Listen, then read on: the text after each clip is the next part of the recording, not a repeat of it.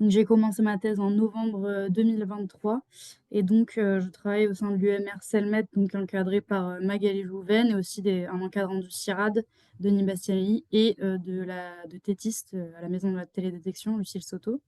Et donc je travaille, sur le développement d'un outil d'aide à la décision. Je travaille sur des élevages, pastoraux et donc je vais commencer ma présentation par vous redéfinir un petit peu, le contexte dans lequel, s'insère, mon travail. Donc quand on parle de surface pastorale, on parle de surface qui comporte des végétations spontanées, donc rien de cultivé.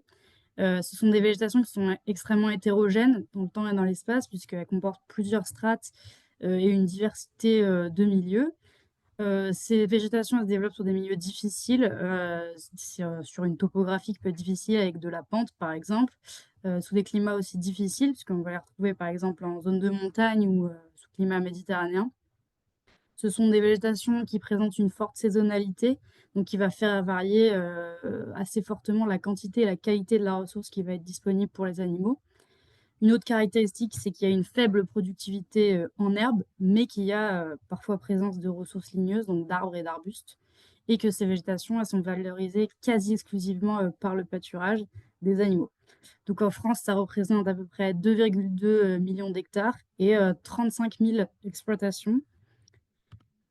Quels sont un petit peu les enjeux qui concernent ces végétations? Donc déjà, il y a un enjeu que j'ai qualifié de pastoral, qui est de permettre d'optimiser la conduite sur ces surfaces pour que les éleveurs puissent les utiliser de manière optimale et être plus économes et autonomes et aussi résilients face au changement climatique, puisque c'est une ressource naturelle, hein, donc ça représente vraiment une ressource économe pour les éleveurs. Il y a aussi des enjeux écologiques, puisqu'on sait que la zone péri-méditerranéenne va être considérée comme un hotspot de biodiversité et avec notamment des espèces végétales et animales qui vont dépendre du pâturage des animaux, voilà, qui ont besoin de ça pour se développer en fait.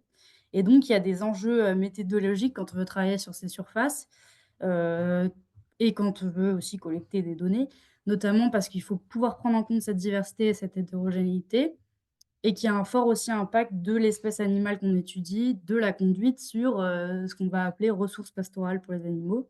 Et il y a aussi également plusieurs échelles spatio-temporelles qu'il faut prendre en compte, puisque voilà, je vous ai évoqué l'hétérogénéité dans le temps et dans l'espace de ces ressources. Donc concrètement, on a la végétation des parcours.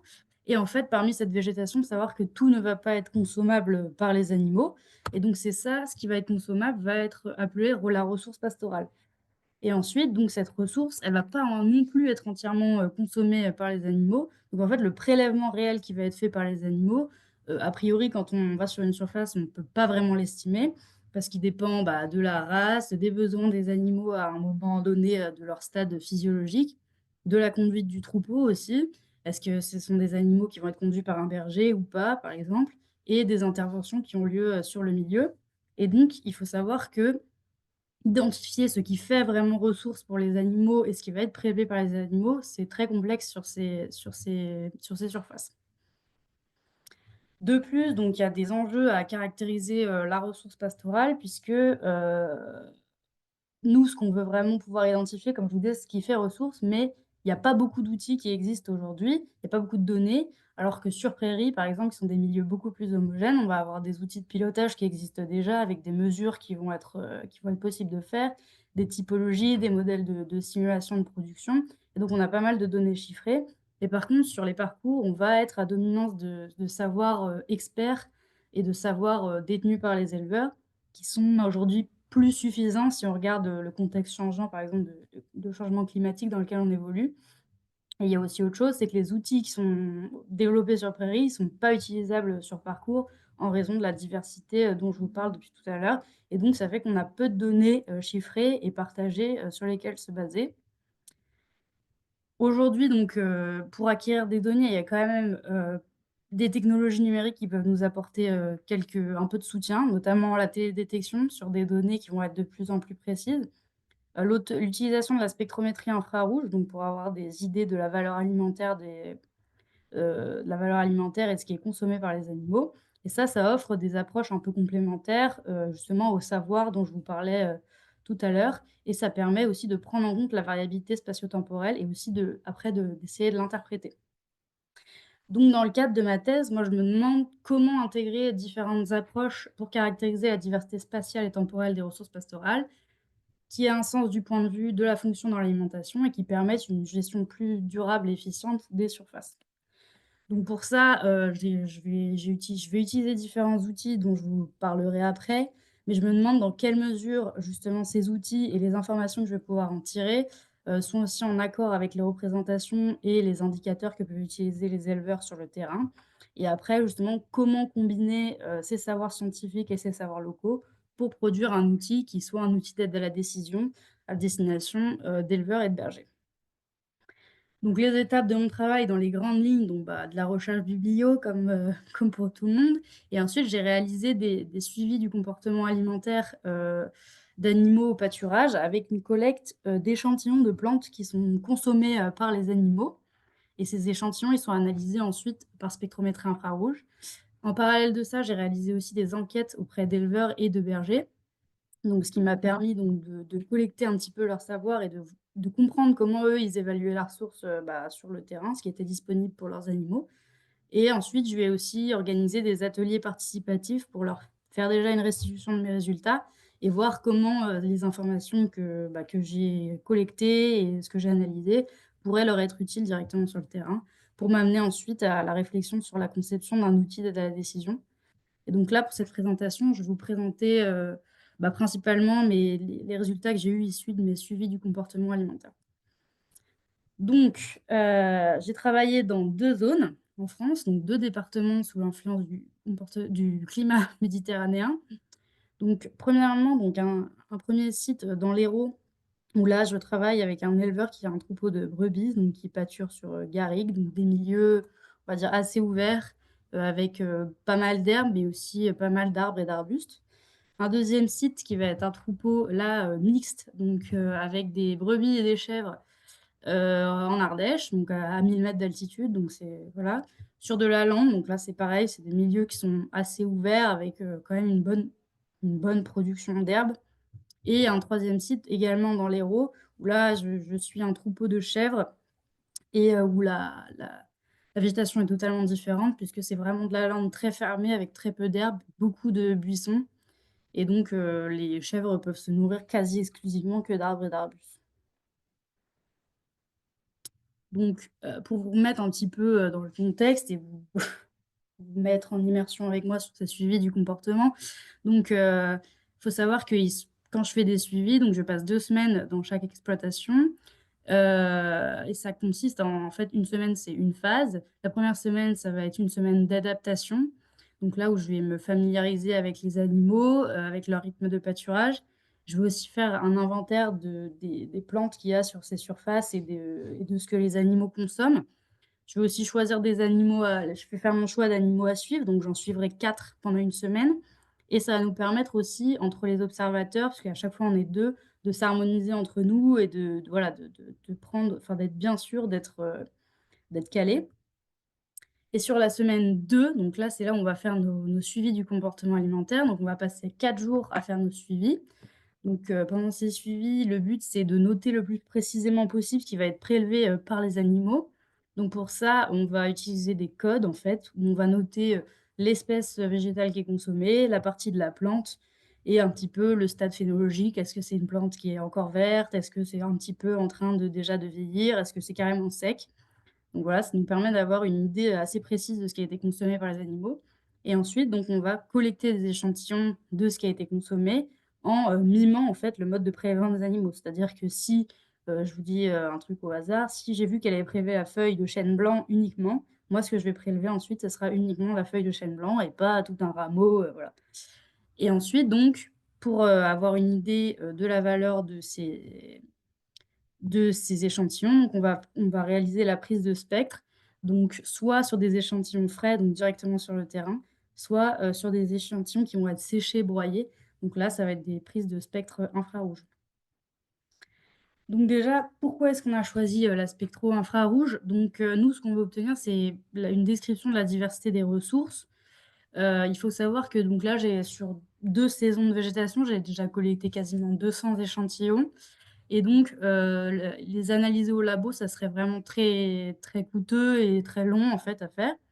Et donc, comme on cherche une manière opérante de décrire, les ressources, on s'est dit qu'on voudrait réaliser, en fait, des grandes classes de végétation, qui soient, qui regroupent des échantillons, en fait, qui ont une composition, chimique qui va être semblable. Et du coup, on s'est dit: «Est-ce qu'on pourrait pas faire ça directement à partir des spectres infrarouges, en fait, qui contiennent cette information, de composition chimique des échantillons?» En fait, si vous voulez, le spectre infrarouge, c'est un peu comme l'empreinte digitale de l'échantillon et comme vous pouvez le voir sur la figure, et ben, on va avoir toutes les infos qui sont enfermées dans le spectre sur les propriétés, chimiques, d'un échantillon. Donc nous, ce qu'on veut, c'est pouvoir classer ces échantillons à partir de leur spectre infrarouge et donc, comme je vous le disais, regrouper ceux qui ont des propriétés communes. Donc pour faire ça, donc, il va déjà falloir donc collecter les spectres, ensuite, réaliser des pré-traitements mathématiques sur les spectres parce qu'il y a quand même du contenu, non informatif, voilà, qu'on voudrait éliminer et ensuite on va procéder par différents types de classifications, soit des classifications qu'on va appeler non supervisées, donc c'est-à-dire que je laisse à l'algorithme le souhait de regrouper c'est les échantillons qui se ressemblent et je lui donne aucune information. C'est-à-dire que je ne lui impose pas, en fait, de critères de regroupement et alors que la classification supervisée, donc là, on va imposer un critère de regroupement, à notre algorithme et le but, en fait, après, c'est d'aller regarder quels échantillons se sont regroupés ensemble et de voir si on peut, travailler sur la fonction, que pourrait avoir cette classe, dans l'alimentation et donc ça nous permettrait de décrire, en fait, le régime alimentaire des animaux de manière plus simplifiée, on va dire, que justement juste sur des critères, par exemple, botaniques. Concernant la spectrométrie infrarouge sur des échantillons frais, donc pour que vous compreniez un petit peu, ce que ça veut dire, donc là, on utilise un appareil portable, donc on va pouvoir, mesurer directement sur le terrain après la collecte. Donc sur la photo, je vous ai mis, donc on fait ça généralement, sur à l'arrière d'une voiture. Donc on a des conditions qui sont quand même très différentes de celles, du labo avec une gamme de longueur d'onde en ospec qui est très restreinte et donc c'est voilà, c'est un test. On essaye de valider, l'utilisation de cet outil, mais pour l'instant, voilà, on n'a pas, enfin, en tout cas, il n'a pas encore été utilisé, à ces fins-là.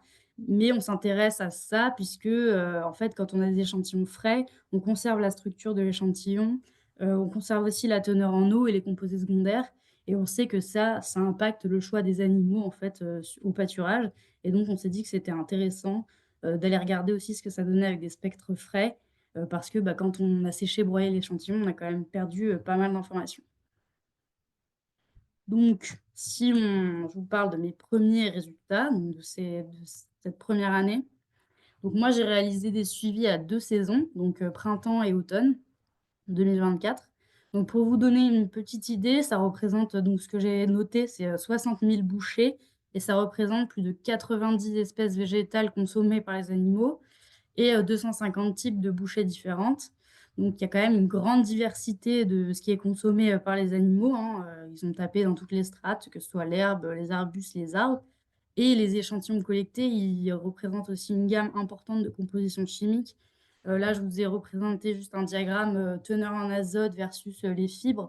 Donc on peut voir qu'il y a quand même des échantillons qui sont peut-être considérés très bons, très riches en azote, très peu riches en fibres et d'autres qui vont être très riches en fibres, beaucoup moins riche en azote.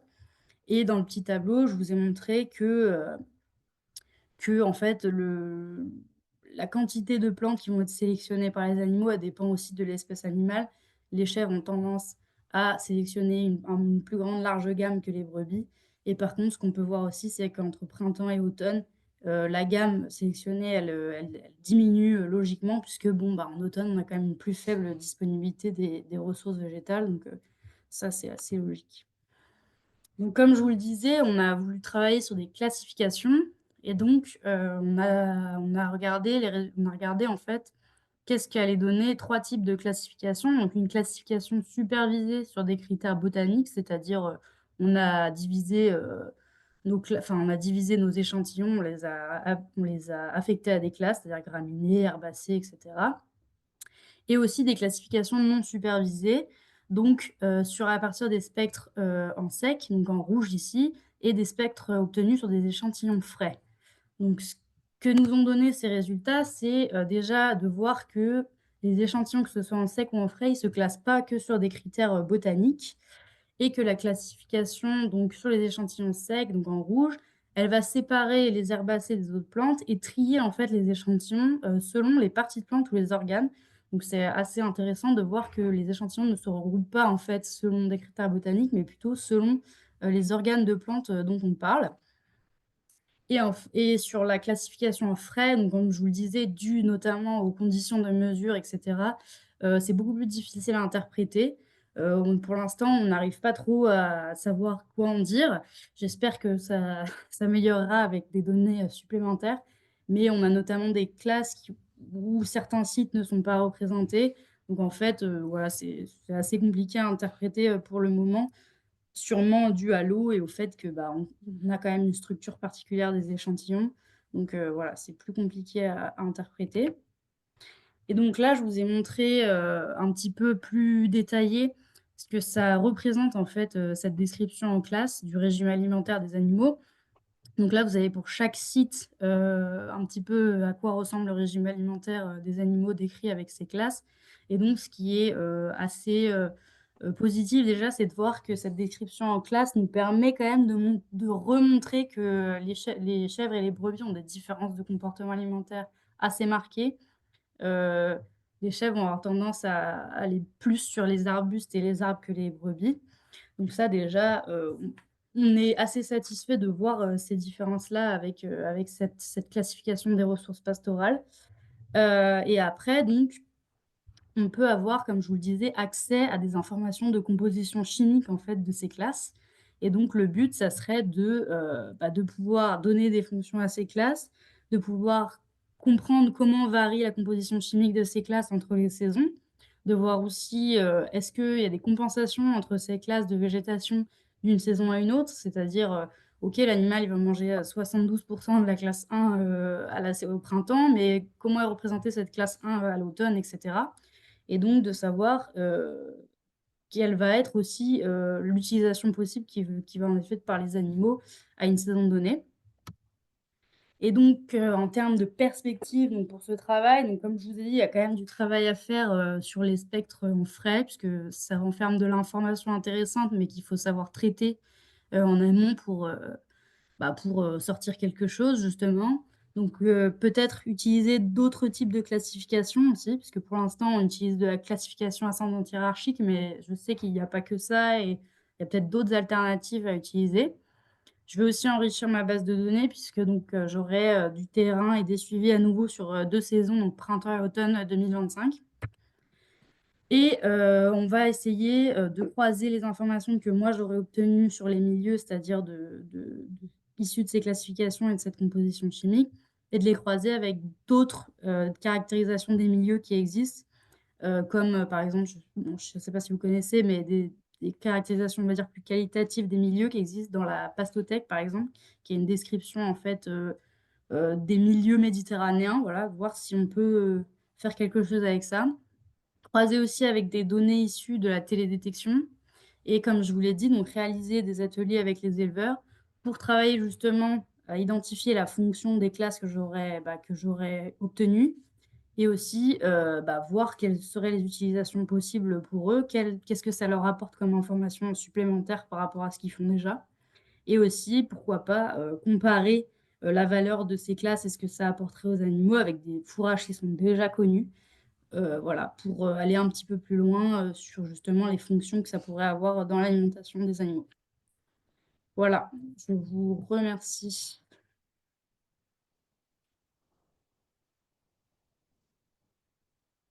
Que j'arrête le Ah, partage ou pas? merci Elisa. Je ne sais pas s'il y a des questions, il y a des gens qui sont arrivés aussi en cours. Euh, Bonjour Elisa, moi Véronique Bellon, excuse-moi, je suis arrivée un peu tard.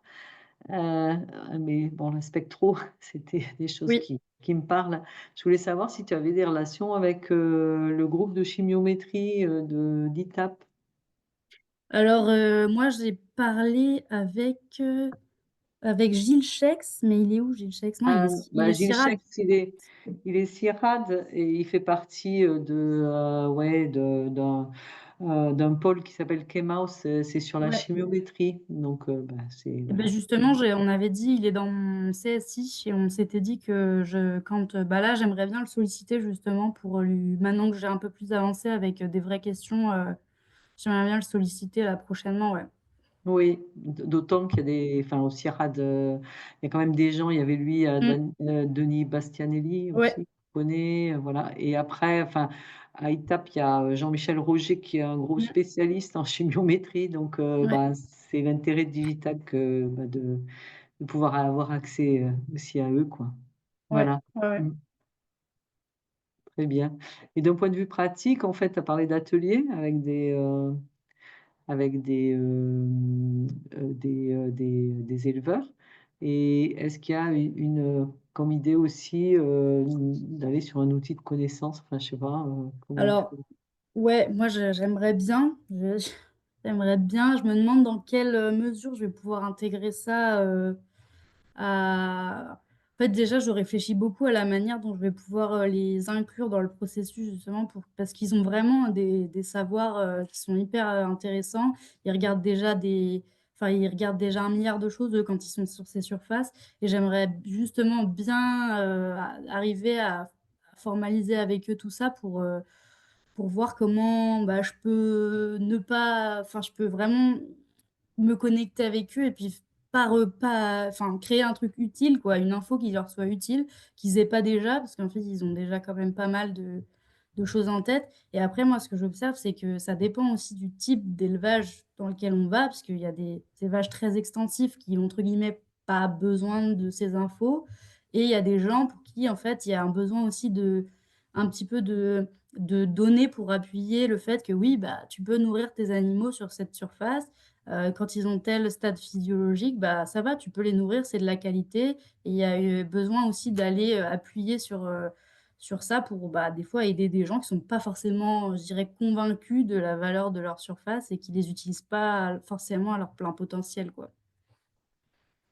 Ok, donc tu as des sujets sur comment intégrer en fait les, Ouais, les savoirs des c'est éleveurs c'est et puis ça. après comment s'adresser à eux également. Ouais, ouais. Bon, Et c'est hyper intéressant, mais c'est aussi assez loin finalement au départ de ma formation en zootechnie. Du coup, je découvre, ouais. parce que c'est vrai qu'aller discuter, j'ai discuté avec eux et c'est hyper intéressant, mais savoir refaire ressortir vraiment les choses, c'est aussi du boulot, quoi.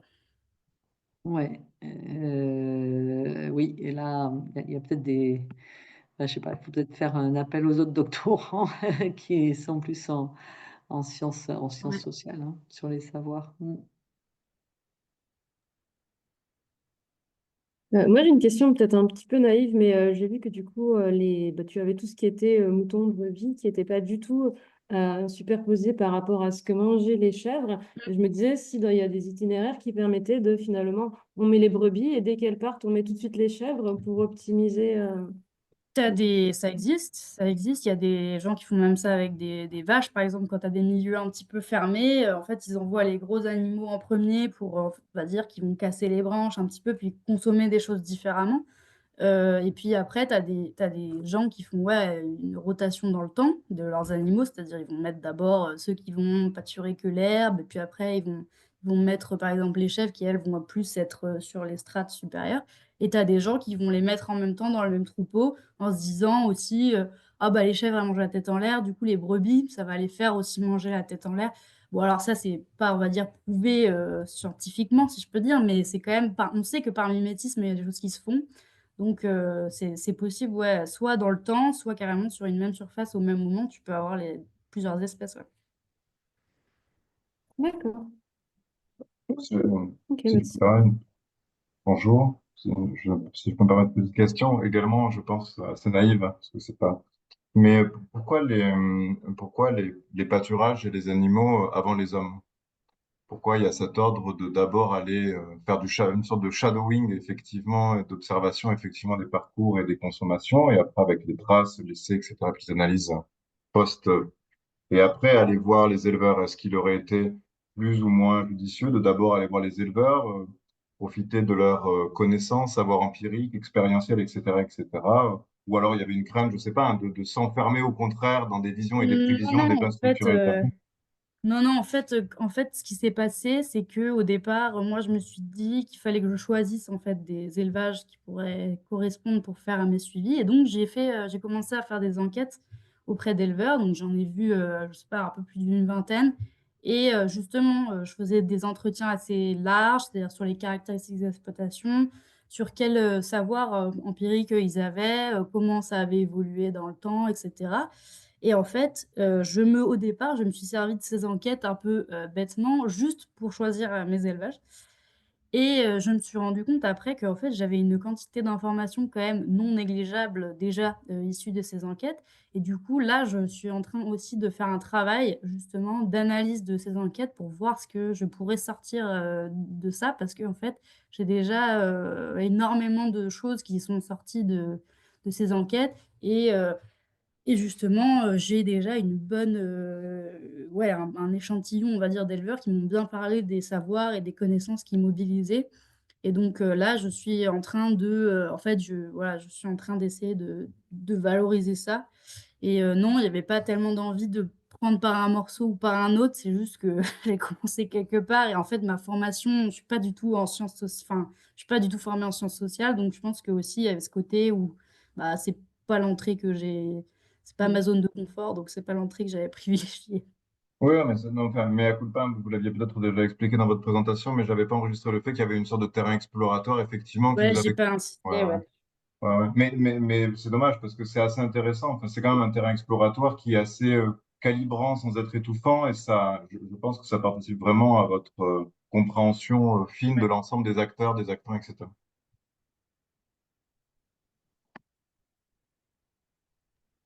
Et juste, en fait, je crois que c'est la semaine prochaine. Est-ce que tu connais le réseau IDEAS? Non. Non.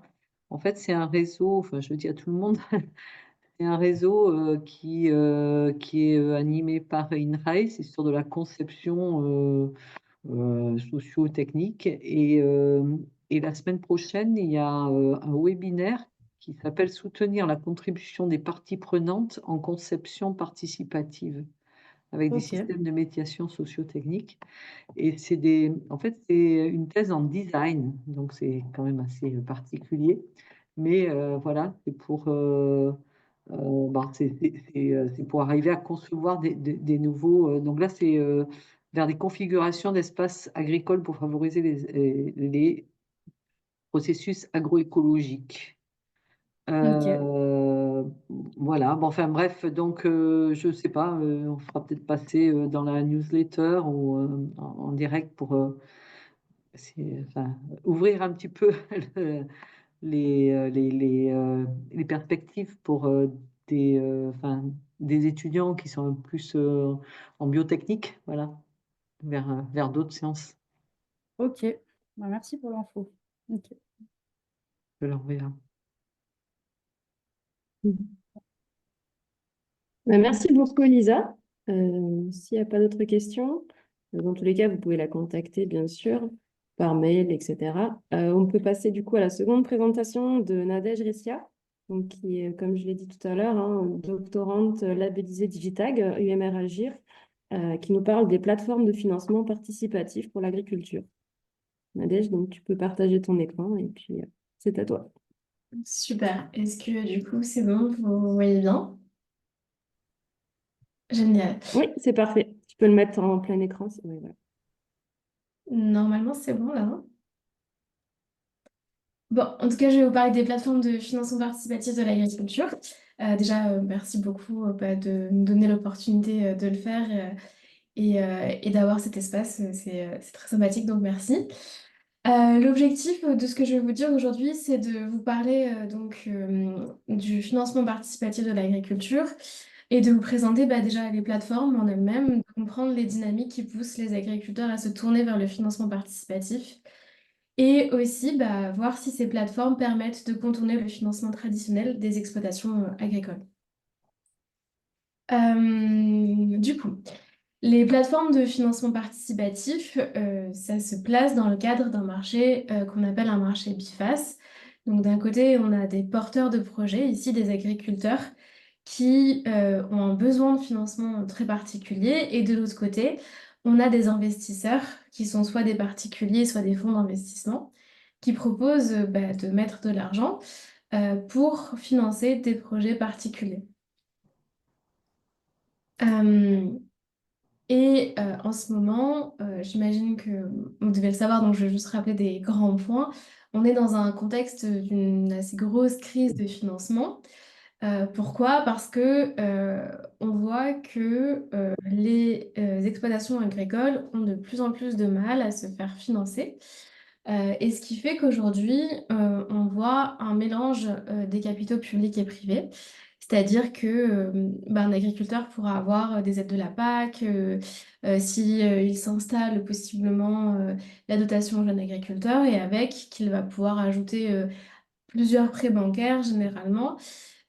Et aujourd'hui, on se rend compte aussi qu'il y a des plateformes de financement participatif, des foncières. Et ça se met aussi, ça se met en place aussi par rapport à la pression de la transition agroécologique, parce que ça remet en question certaines pratiques et ça remet aussi en question les solutions qu'on peut apporter pour l'agriculteur. Et en fait, les banques peuvent se montrer très frileuses à réaliser certains investissements.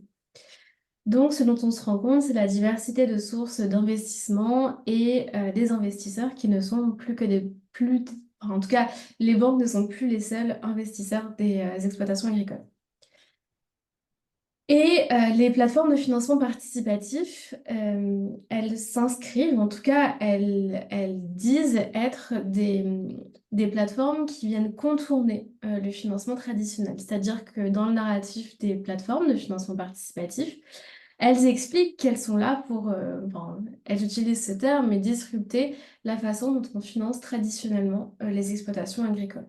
Donc, pour contourner les banques, les autres mécanismes de financement, crédits fournisseurs, coopératives, etc. Juste une petite aparté, aujourd'hui, je vais vous présenter les résultats qui sont entre les plateformes de financement et les porteurs de projets, c'est-à-dire les agriculteurs. Mais il y a tout un autre volet de la thèse qui va s'intéresser plus aux investisseurs ou plus au lien avec les banques, enfin au lien entre les plateformes et les banques. Mais ce n'est pas des choses que je vais aborder pour l'instant. Quand on parle du financement participatif, on a souvent l'idée, je prends souvent cet exemple, mais ça serait Grégoire qui vient faire financer son album en 2007 à travers des dons. Or, ce dont on se rend compte aujourd'hui, c'est que c'est plus du tout le cas. Parce que les dons, comme vous le voyez ici, c'est la partie la plus réduite des processus qui permettent aux plateformes de financer des projets. Aujourd'hui, il y a aussi des prêts qui constituent la plus grande partie du rendement des plateformes, vu que on dépasse le milliard, et aussi des investissements. Alors les investissements, c'est des actions et des obligations. Mais donc, ce qu'il y a à retenir, c'est que le don aujourd'hui n'est plus du tout l'instrument principal pour les plateformes. Et ce dont on se rend compte, c'est aussi une évolution du montant. On n'est plus du tout sur des montants très bas, comme là le graphique le montre en 2015, mais on est quand même sur une évolution assez croissante des montants du financement participatif. Et quand je vous disais que les plateformes, elles viennent disrupter le marché, je ne l'invente pas, c'est-à-dire que Arnaud Montebourg, quand il était ministre de l'économie, avait pour ambition, du coup, de faire des plateformes, de mettre fin au monopole bancaire grâce aux plateformes. Et ça s'est vu aussi, mais on pourrait y revenir plutôt dans les questions, à travers des dispositifs législatifs qui venaient favoriser les plateformes. Donc la problématique, c'est de savoir si le financement participatif est un outil de contournement pour les exploitations agricoles, pour le financement en tout cas des exploitations agricoles. Et pour répondre à cette question, il faut voir comment le marché du financement participatif va se sectoriser et pourquoi les agriculteurs utilisent le financement participatif. Dans tous les résultats que je vais vous présenter, on s'est appuyé sur plusieurs méthodes, à la fois quantitatives et qualitatives. On a collecté les données de toutes les annonces qui ont été faites de prêts, d'actions et d'obligations sur les plateformes. Donc, il y en a 1009 et en fait, on a recueilli un certain nombre d'informations qui allaient de la durée du prêt, par exemple, le montant, les taux d'intérêt, mais aussi des informations qui étaient relatives aux exploitations agricoles, parce que par exemple, il y avait l'obligation sur certaines plateformes de mettre les bilans, les comptes de résultats. Donc en fait, on a fait une énorme base de données qui recueillait toutes ces informations-là. Et aussi, ces résultats s'appuient sur 40 entretiens qui ont été faits avec des agriculteurs, des professionnels de la finance agricole et quelques investisseurs. Si vous connaissez un petit peu les plateformes de financement participatif de l'agriculture, généralement, vous avez entendu parler de Mimosa ou de Bluebees, qui sont les deux principales plateformes qu'on connaît sur l'agriculture. Or, en fait, ce qu'il faut savoir, c'est que en faisant des recherches, on s'est rendu compte qu'il y avait 50 plateformes qui, de près ou de loin, finançaient des agriculteurs, en tout cas des exploitations agricoles. Donc, la première chose qu'il y a eu à faire, c'était de comprendre comment ces plateformes se structuraient, parce que c'est quand même un nombre assez impressionnant. Donc, il a fallu mettre de l'ordre là-dedans. Et donc, on s'est mis dans la peau des investisseurs, parce que ces plateformes, elles parlent aux investisseurs pour se structurer. Et donc, d'un côté, on a créé une matrice et d'un côté, on regardait si le public d'investisseurs, il était assez large, c'est-à-dire que la plateforme ne s'adressait à personne en particulier, mais elle présentait des projets très variés, c'est-à-dire qu'elle pouvait faire un projet immobilier, le lendemain, aider une exploitation agricole. Bref, elle avait un public large, donc c'est ce que vous voyez à gauche.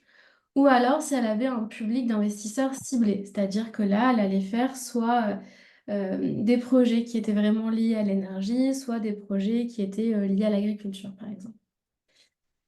Et enfin, on s'est aussi basé sur la rentabilité des projets, en mettant la rentabilité assez faible des projets. Donc là, l'investisseur, il peut tirer 1, 2, 3% en taux d'intérêt. Et de l'autre côté, la rentabilité forte des projets. Donc vous allez le voir, on est plutôt entre 5 et 8%. Mais il y a certaines plateformes qui proposent jusqu'à 13 ou 14% en taux d'intérêt directement pour les investisseurs. Donc la rentabilité, c'est vraiment un facteur assez fort d'engagement pour les investisseurs. Donc, ça nous a fait une matrice avec des plateformes généralistes de dons, d'investissement, des plateformes spécialisées d'investissement et des plateformes spécialisées de dons. Les premières plateformes que vous connaissez peut-être de nom, comme HelloAsso, KissKissBankBank, Hello Merci ou Ulule, c'est des plateformes qui ont fait vraiment que du don. Là, on est sur... En fait, enfin, il y a une impossibilité de savoir combien il y a d'annonces sur les exploitants agricoles parce que certaines de ces plateformes dépassent les 200 000 annonces. Donc en fait, on ne les a pas traitées. Et en plus, c'est du don et c'est que du don. Il n'y a jamais de prêt et ça ne permet pas une réelle comparaison avec les modes de financement traditionnels parce qu'on est sur des petits montants, généralement en dessous de 5 000 euros et qui ne comportent que très peu d'obligations financières. On s'est plutôt concentré sur ces plateformes-là, comme vous le voyez, qui sont peut-être que vous connaissez peut-être aussi, WeSeed, Lida, Tudigo, les entrepreneurs, qui sont donc des plateformes généralistes d'investissement.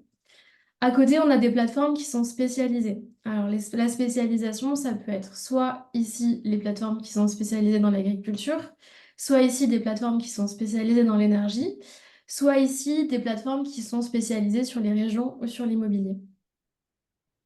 Et enfin, on a les plateformes qui sont spécialisées dedans, avec d'un côté les plateformes spécialisées sur l'agriculture et de l'autre côté les plateformes qui sont plus sur les régions. Ça a l'air un peu long et fastidieux à présenter comme ça, mais en fait, mettre de l'ordre dans un marché pour comprendre comment il fonctionne et comment il va s'adresser à certains porteurs de projets et comment il va fonctionner à certains investisseurs, c'est déjà un premier travail qui est assez gros parce que ça demande l'étude en ligne de toutes ces plateformes pendant une assez longue durée. Et en parlant d'observation en ligne, certaines de ces plateformes sont vraiment des plateformes qui sont plus sur l'innovation. Vous voyez, financer les meilleures entreprises aux côtés des meilleurs investisseurs.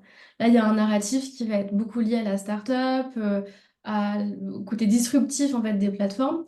Et de l'autre côté, il y a des plateformes qui s'inscrivent vraiment dans la transition. Là, vous voyez, investir responsable, agir pour le climat. Bon, bah, typiquement, c'est deux exemples qui vous montrent les deux narratifs principaux qu'on retrouve sur ces plateformes. Et ce qu'on a fait, du coup, c'est qu'on a codé les plateformes entre celles qui s'adressaient plutôt dans dans l'argumentation de transition et celles qui allaient plutôt sur un autre type de changement, mais qui était plutôt un changement qui était lié à l'innovation.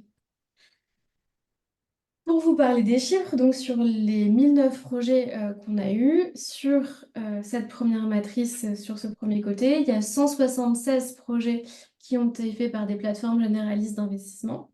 Et on se rend compte que ces projets sont très majoritairement des projets d'innovation, avec des montants assez forts et en moyenne 7% en taux d'intérêt.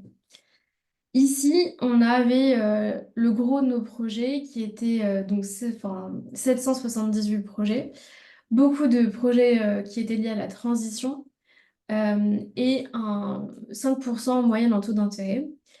Et enfin, dans les plateformes de dons, on a des projets qui sont dans des montants qui sont beaucoup plus réduits, vu qu'on a 55 projets qui sont tous sur des plateformes de transition, avec des montants qui tournent autour de 30 000 euros environ par projet, et 1,5% en taux d'intérêt. Alors après, on s'est demandé exactement quand est-ce que ce financement participatif intervenait. Pour ces premières, dans la matrice, pour la première partie, majoritairement au cours de l'exploitation, sur les plateformes qui sont spécialisées sur l'investissement, c'est assez mixte entre au cours de l'exploitation et lors de l'installation. Et sur cette dernière partie, c'est plutôt au cours de l'exploitation aussi. Alors pourquoi? C'est très simple. En fait, quand vous voyez les plateformes généralistes d'investissement, c'est sur donc des gros montants, des très gros projets, et donc en fait, elles demandent des gages de solidité très très forts aux exploitations agricoles. Donc elles vont parfois demander des bilans, des comptes de résultats, mais sur plusieurs années, des EBE qui sont très solides. L'EBE, c'est ce qui calcule le taux d'endettement des exploitations agricoles. Là où, en fait, bah, des exploitations qui s'installent peuvent apparaître moins solides financièrement et donc ne peuvent pas donner toutes ces informations. Et donc, c'est ces plateformes spécialisées d'investissement qui vont plutôt faire ce mix entre l'installation et au cours de l'exploitation. Et pour les dernières, on va le voir par la suite, mais c'est souvent des très petites exploitations qui ont des soucis financiers et donc qui vont passer par le financement participatif. Et ces soucis financiers qu'elles rencontrent ne sont pas forcément lors de l'installation. Ensuite, on s'est demandé à quoi servait le financement participatif. Donc, on a créé des grandes catégories. Bâtiments, terrain, trésorerie, machines, énergie, commercialisation et transformation, achat d'animaux et de végétaux et pas spécifié. Et là, ce dont on se rend compte, c'est que dans la première partie, il y a surtout l'achat de terrains et de bâtiments et la transformation et la commercialisation. Donc là, ça rejoint ce que je vous ai dit précédemment sur le fait que ça concerne des exploitations assez importantes qui, au cours de l'exploitation, veulent grandir et n'ont pas les ressources au niveau bancaire. Et donc, j'ai même fait un zoom, mais pour vous dire exactement ce que je viens de vous dire, donc je vais passer à la suite. Sur ces deuxièmes plateformes spécialisées d'investissement, en fait, elles sont vraiment tirées par les plateformes d'énergie et les financements donc, de panneaux photovoltaïques, de méthaniseurs, etc. Mais si en fait on regarde juste le nombre de projets, on se rend compte qu'il n'y a que 109 projets qui sont liés à l'énergie, mais que ces projets ils dépassent tous le million. C'est ça qui tire les montants vers le haut. Si on regarde dans le secteur de l'agriculture, il y a beaucoup de bâtiments et de terrains et de machines aussi. Et enfin, le dernier poste important, c'est celui de la trésorerie. Et pour les plateformes spécialisées de dons, là par contre, comme vous le voyez, c'est des montants qui sont beaucoup plus faibles, je vous l'ai dit, mais c'est à peu près 30 000 euros par projet, qui vont surtout aider à la trésorerie, au matériel, aux machines, à la transformation, à la commercialisation. Voilà, et quand je vous disais que c'était vraiment tiré par l'énergie, c'est pour vous montrer ici que c'est l'énergie qui a la plupart des montants, mais c'est parce que ce sont tous des projets qui vont, enfin, c'est des projets qui vont rapidement dépasser le million d'euros. À la question de savoir si ce financement participatif finance la transition agroécologique, on se rend compte que dans la partie de droite du tableau, oui, plutôt, dans la partie de gauche, non. Pourquoi? Bah, parce que les plateformes généralistes d'investissement, elles vont plutôt se concentrer sur du conventionnel. Comme je vous le disais, bah, ce sont des gros projets, donc le bio, c'est plus risqué. Donc elles vont pas aller voir ces exploitations agricoles-là. Alors que les plateformes spécialisées d'investissement vont aussi beaucoup participer à la transition. Sur d'autres graphiques, si on enlève l'énergie, en fait, on se rend compte qu'il y a énormément d'exploitations mixtes ou d'exploitations qui commencent à faire du bio et que dans la partie d'énergie, il y a beaucoup ces conventionnels-là. Donc, c'est assez réparti. Et dans les plateformes spécialisées de dons, c'est ultra majoritairement du bio. Donc, si on résume, pourquoi les agriculteurs se tournent vers le financement participatif plutôt que les banques? Bah, c'est souvent ce qu'on a eu avec la trésorerie parce qu'ils ne peuvent pas faire autrement, mais aussi tout simplement parce que les procédés ne sont pas les mêmes. Les délais sont beaucoup plus courts et les taux d'intérêt sont plus forts. Mais la principale différence, ça reste le fait que l'organisme de financement participatif va donner une enveloppe qui ne va pas être dédiée forcément à un projet particulier, comme c'est le cas à la banque. La banque qui va par exemple, bah, je ne sais pas si vous voulez demain faire un prêt vous-même, vous allez devoir fournir des factures, etc. Le financement participatif permet de faire une enveloppe très générale et moins contraignante. Et bah là, je vais vous présenter en même temps les résultats de notre enquête et de nos entretiens. Et c'est quelque chose qui est énormément ressorti. Euh, on a beaucoup d'agriculteurs qui donc viennent sur le financement participatif pour s'aider dans l'installation. Donc là, comme je vous le disais, ils font souvent des prêts bancaires à côté, mais il reste des choses à financer, des choses qui ne sont pas garanties, en tout cas qui ne sont pas favorisées par les banques. Par exemple, si vous achetez du matériel agricole, en plus, si par exemple ce matériel est d'occasion, bah, en fait, au bout de quelques années, sa valeur comptable va être très très faible. Donc en fait, la banque, elle va être tout à fait d'accord pour prêter en prenant des gages et des hypothèques sur les bâtiments ou sur le terrain, mais il y a un certain nombre d'éléments où bah, en fait, elle va être beaucoup moins intéressée parce que en cas de faillite de votre part, bah, elle ne pourra pas reprendre l'argent. C'est le cas aussi des animaux, des végétaux, etc., des choses qui vont être consommées. Donc la trésorerie, pardon, l'aide à l'installation, c'est ici un des cas qui revient souvent. Donc là, c'est pour revenir sur les petits endroits où il y a les loupes. Sinon, ça peut être une solution à la crise du bio. Bah, pourquoi? Parce que depuis 2021-2022, en fait, les banques sont très réticentes à financer des exploitations bio parce qu'elles trouvent moins de débouchés. Et donc, du coup, on voit beaucoup d'exploitants agricoles se tourner vers le financement participatif. Ça peut être aussi utilisé comme un pré-relais. Par exemple, vous allez avoir des panneaux photovoltaïques.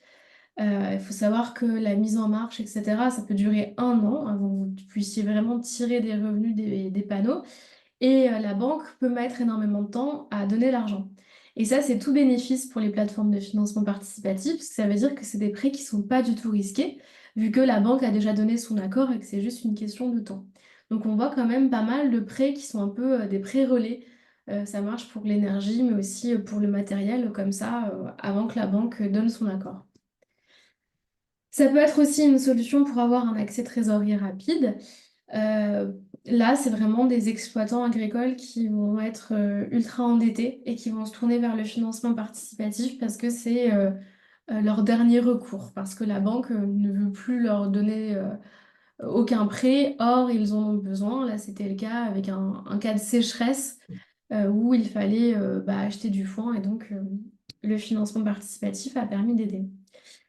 Euh, et si on résume aussi, mais aller doucement, mais sûrement vers la conclusion, parce que mon temps est déjà écoulé, c'est qu'on voit une très grande compatibilité avec les banques. En fait, la directrice générale du syndicat des plateformes de financement participatif, donc qui est spécialisée là-dedans, dit elle-même que dans tout ce qu'elle voit, c'est rare que que les plateformes s'opposent aux banques. Et elle nous dit que c'est quand même très rare aussi un projet qui se financera à 100% via le financement participatif. C'est souvent une brique dans un besoin de financement. Voilà, alors la question de savoir si les plateformes de financement participatif sont un outil de contournement.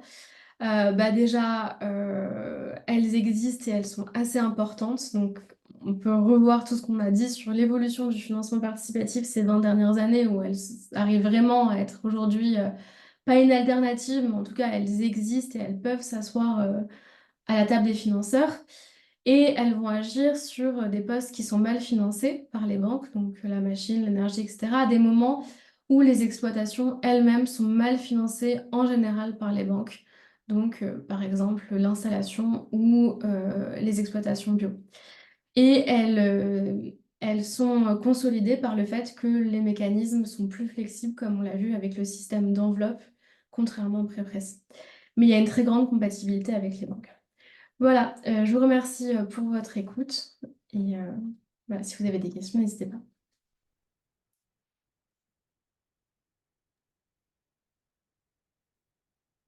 Merci beaucoup, Nadège, c'était très clair. J'avais pas mal de questions et en fait, tu y as répondu au fur et à mesure de la présentation me concernant. N'hésitez pas à prendre la parole s'il y en a qui ont des questions supplémentaires. Merci, mais beaucoup, Nadège. C'est vrai que c'était clair, mais en fait, moi, ça me pose des questions justement.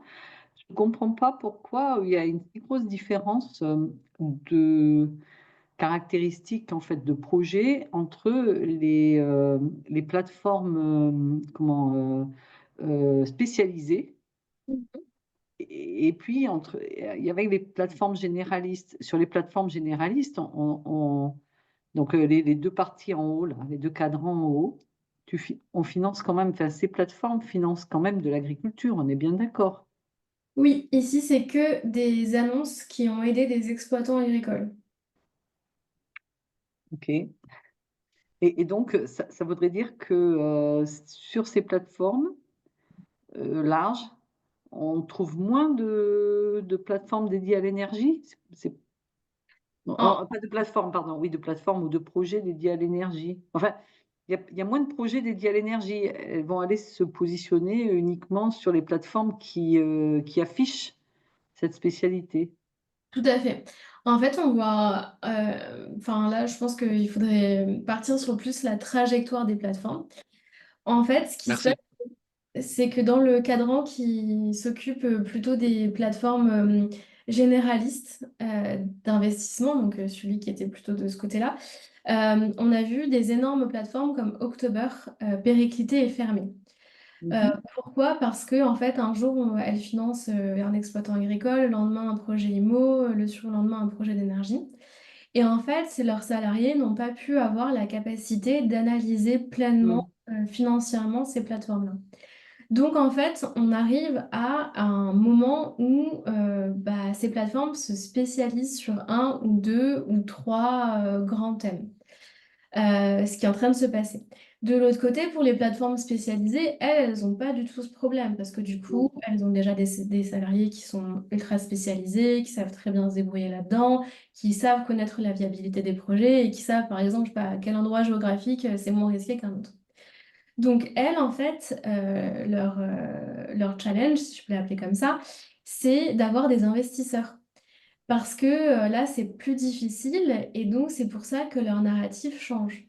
Et c'est aussi pour ça qu'on a des narratifs qui sont plus en train de se positionner sur la transition agroécologique, sur un autre type de finance, etc. Et en fait, la rentabilité économique pour les investisseurs, où est-ce qu'elle est actuellement?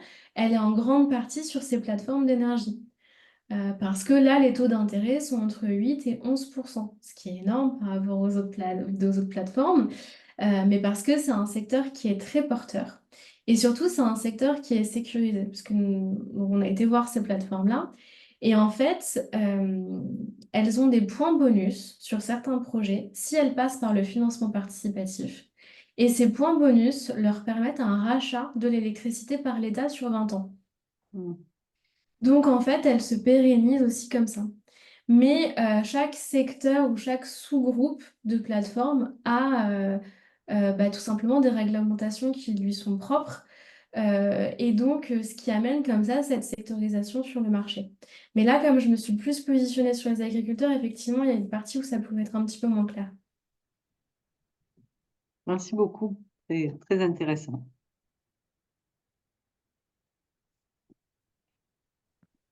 Ouais, je me permets de poser une question. Merci Nadège pour cette présentation. Vraiment, j'ai trouvé ça super intéressant. Et en même temps, je me faisais la remarque finalement sur l'hypothèse de base que c'était pas si en rupture que ça. Enfin, c'est intéressant ton travail parce que justement, on arrive à montrer que ça se comporte un peu presque comme un pré-relais, quoi. Donc, je trouve que c'est super intéressant. Moi, ma question, mais je pense que tu y as un peu répondu là, avec la réponse à Véronique, c'était sur la stabilité de l'écosystème. Je trouve qu'il y a beaucoup d'acteurs et du coup, quand c'est comme ça, on sait que ça va fusionner, ça va encore se recomposer. Et je voulais avoir ton opinion. En tout cas, toi, j'imagine qu'avec le recul, tu as déjà dû voir des, des bouleversements. Oui, oui, oui. Si je peux prendre une référence peut-être un petit peu vieille, mais c'est Dallas, son monde impitoyable depuis une dizaine d'années. Parce que en fait, on voit effectivement ces recompositions. Et d'ailleurs, ça peut peut-être compléter la question, à savoir c'est la compatibilité avec le modèle bancaire. Par exemple, certaines de ces plateformes ont créé des fonds d'investissement. Et dans ces fonds d'investissement, on a des banques et on a des OPA.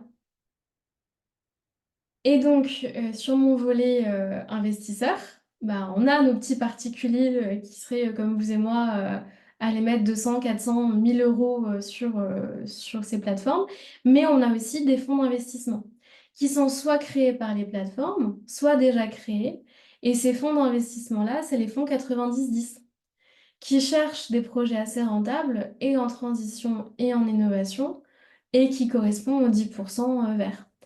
Donc, effectivement, une très grosse compatibilité avec le monde de la finance aujourd'hui. En tout cas, ça essaie, on a ce rapprochement-là. Et on a aussi certaines plateformes qui sont purement et simplement rachetées par des banques. Ça arrive aussi. Donc, oui, on n'est pas du tout sur un modèle qui serait en compétition. On a pu, à mon avis, se poser la question dans les années, enfin en 2015-2016. Mais ce qu'on voit avec le recul, c'est une adéquation et un marché qui grandit et qui utilise ces arguments de transition pour grignoter de nouvelles parts. Voilà. Moi, j'ai une autre question de curiosité, en fait, sur l'énergie. Enfin, tu dis c'est hyper sécurisé et tout, il y a des rendements de folie, mais pourquoi les banques, elles investissent pas directement? Enfin, je comprends pas pourquoi c'est laissé au financement participatif alors que c'est sûr. Enfin, c'est ce que j'ai entendu et que voilà, ça. C'est les plus sûrs, hein. Enfin, faut pas baser son économie sur, enfin, en tout cas là-dessus, hein. Mais alors, du coup, les plateformes d'énergie, elles sont un petit peu particulières. En fait, là, c'est pas l'exploitant agricole qui fait la demande du financement participatif. C'est une boîte intermédiaire, qui est une boîte qui va par exemple vendre des panneaux solaires, qui va faire le lien. Ah, je fais tes cœurs avec mes doigts, je suis absolument désolée. C'était pas... c'était pas mon avis sur les plateformes d'énergie, je maîtrise pas Zoom à ce point. Mais du coup, c'est ces boîtes intermédiaires-là qui vont faire appel au financement participatif parce qu'en fait, elles montent des dossiers auprès de caisses de régulation étatiques pour pouvoir assurer leur revente d'énergie. Et en fait, le financement participatif va leur permettre d'avoir la revente d'énergie sur 20 ans. Et donc ça, c'est des points bonus. Mais effectivement, l'entièreté de ce qu'elles vont faire n'est pas du tout sur le financement participatif, hein. Elles vont y passer 300, 400, 500 000 euros sur des projets qui sont à 2-3 millions. D'accord. Merci beaucoup. Voilà. Moi, j'ai une dernière petite question peut-être pour conclure. C'est du coup, il me semble que tu es en deuxième année de thèse. En début de troisième année. Ok, ouais, c'est ça. Et maintenant, tu as des ouvertures, des problématiques, de nouveaux choses à découvrir. C'est pour savoir un petit peu où tu en es, est-ce que tu vas encore découvrir à ce niveau-là? Du coup, oui, on a fait à peu près le plan du manuscrit de thèse, donc c'est assez bien arrêté. Le but, là, c'est vraiment de comprendre le marché du financement participatif, donc je suis en socio-éco, et utiliser la notion de marché concret, de voir comment bah, justement les acteurs se répartissent, etc. Et de voir ces trois acteurs-là principaux, et d'aller les voir, de comprendre leur interaction, comment ils voient le marché, tout ça. Il y a aussi toute une partie numérique qui se passe sur de l'observation des traces numériques pour voir les dispositifs de confiance en ligne, pour voir ben, en fait, comment on crée cette confiance en ligne, quel label on va utiliser, quels argumentaires on va utiliser. Et du coup, la problématique très générale, ça serait comprendre les mutations du capitalisme à l'ère du numérique, voir du coup comment les marchés se font, se défendent, se créent, comment justement elles sont toujours en lien avec des acteurs institutionnels ou pas. Donc ça serait ça les grandes questions.